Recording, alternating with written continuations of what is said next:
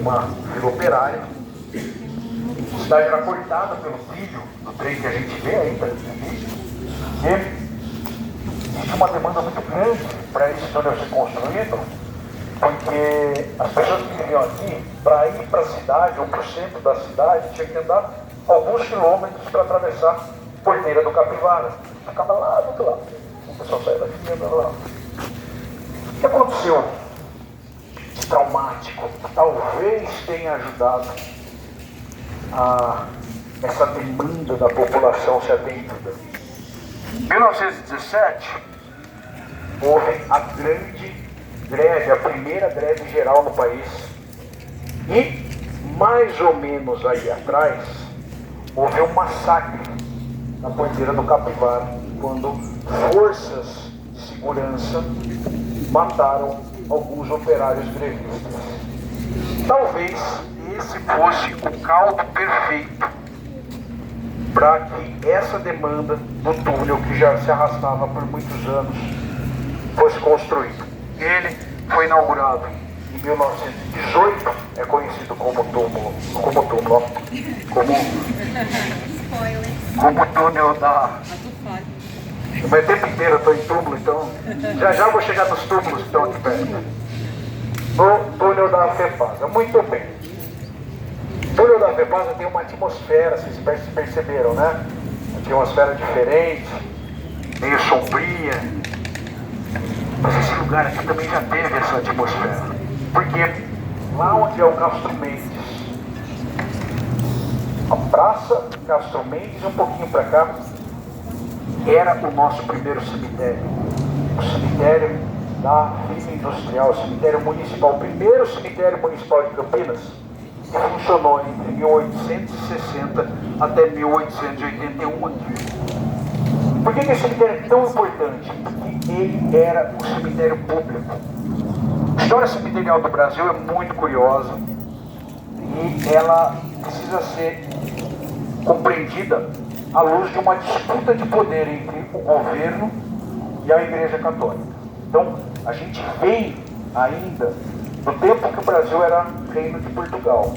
A primeira tretona que teve entre Igreja Católica e Reino de Portugal foi com o Marquês de Pombal, não sei se vocês sabem, quando expulsa a Companhia de Jesus do Brasil, e essas feridas nunca mais se fecham. E aí, o que acontece? A morte era o monopólio da Igreja Católica. O que significa isso? Tudo relacionado à morte. E a sombra, falei, para que estejam vendo também. Tudo relacionado à morte era de gestão e exploração da igreja.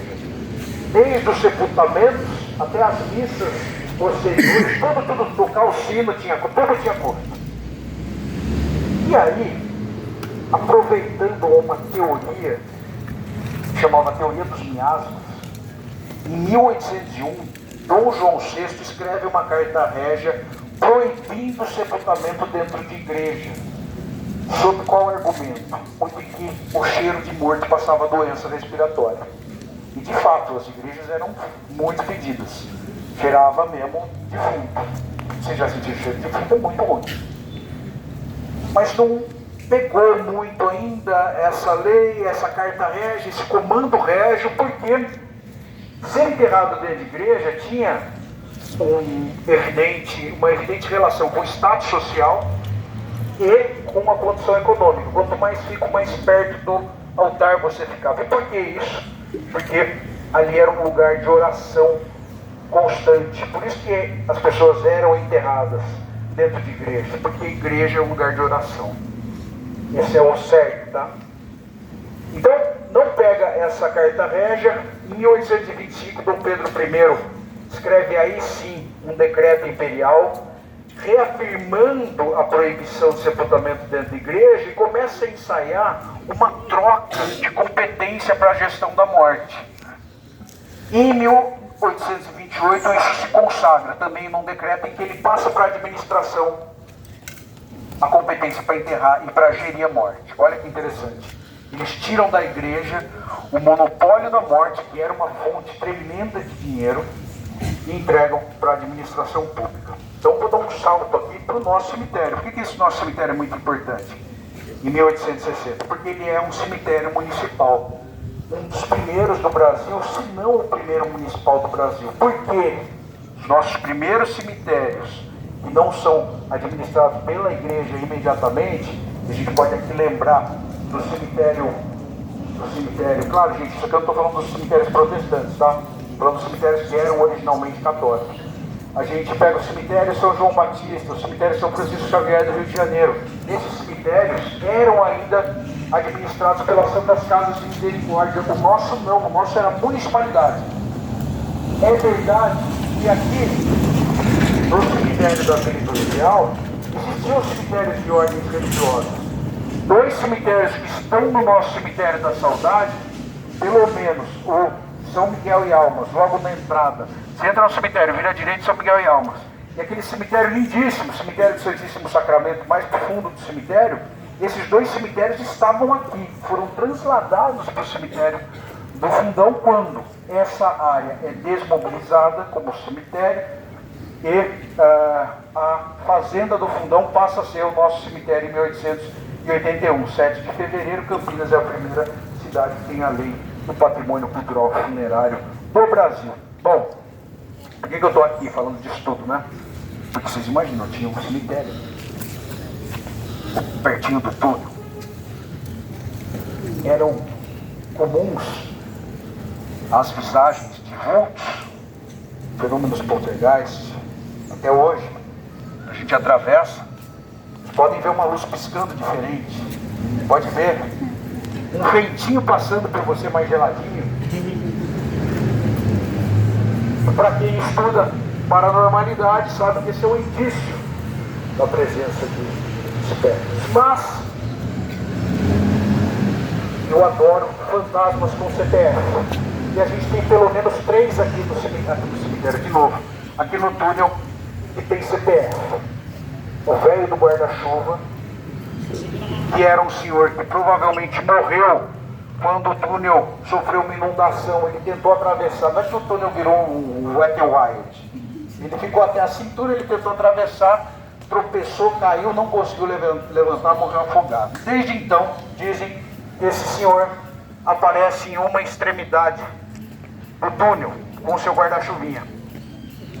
Curioso, do outro lado do túnel, aparece a véia da bengala. E a gente não sabe como morreu, vocês dão risada. E a gente não sabe como morreu, mas ela se encontra com o velho do guarda-chuva, quando um aparece e o outro do outro lado, no meio da travessia. Pesquisadores muito sérios da Unicamp dizem que, muito provavelmente, esse encontro do velho do guarda-chuva com a véia da bengala no meio do túnel, que ocorre desde os anos 60, talvez seja a primeira vez que alguém no planeta usou o Tinder. Eles se encontram e desaparecem. A outra história daqui que eu acho muito legal é a história do fantasma do holofote, que essa já é dos anos 90. E se vocês procurarem, acharão matérias da imprensa tratando dessa história, porque essa história acabou gerando alguns boletins de ocorrência na polícia. As pessoas iam atravessar o túnel, quando elas chegavam naquele ponto de não retorno, brotava uma figura com uma silhueta humana, no lugar do rosto um holofote, e ele vinha muito rápido e atravessava essa pessoa, passava por ela, ela ficava alguns instantes sem conseguir enxergar, talvez pelo contraste muito escuro com aquela luminosidade toda. E essa é a história do fantasma do holofote. Beleza? Deu para dar uma descansada? Vamos atravessar agora, esperando esse contato, será? Vê? Vamos lá, pessoal, que está acabando. Agora a gente já desce sentindo nossa casa.